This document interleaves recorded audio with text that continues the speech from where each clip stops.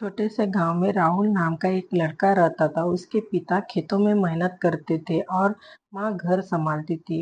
गरीबी की इतनी इतनी थी कि कभी कभी खाने का जुगाड़ भी मुश्किल हो जाता था।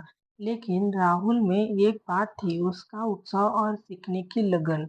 वो हमेशा कहता था कि मैं बड़ा होकर अपने गांव का नाम रोशन करूंगा। स्कूल में राहुल होशियार था, लेकिन 12वीं के बोर्ड परीक्षा के समय घर की परिस्थितियां और कठिन हो गई। फीस भरने के लिए पैसे नहीं थे। एक दिन उसने माँ से विनती की कि माँ, अगर मैं फीस नहीं दे पाया तो मुझे स्कूल छोड़ना पड़ेगा।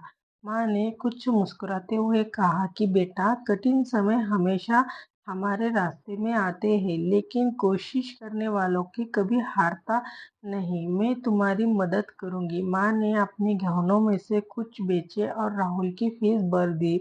राहुल ने दिन रात मेहनत की और कभी हार नहीं मानी। उसने प्रयास रंग लाया। 12वीं में वह टॉपर बन गया और पूरे जिले में उसका नाम प्रसिद्ध हुआ।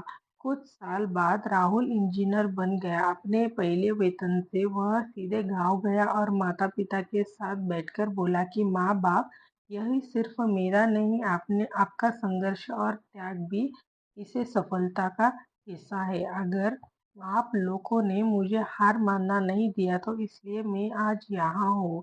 उसकी आंखों में आंसू थे, लेकिन चेहरे पर गर्व और संतोष में चमक रहा था।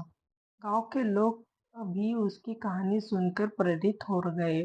शिक्षा जीवन में कठिन परिस्थितियां आने पर भी उम्मीद और मेहनत नहीं छोड़नी चाहिए। सच्ची मेहनत और माता पिता का आशीर्वाद मिलकर किसी भी मुश्किल को आसान बना सकता है। आशा करती हूँ कि आपको कहानी पसंद आई होगी। चैनल को लाइक एंड सब्सक्राइब जरूर करना। देखने के लिए धन्यवाद।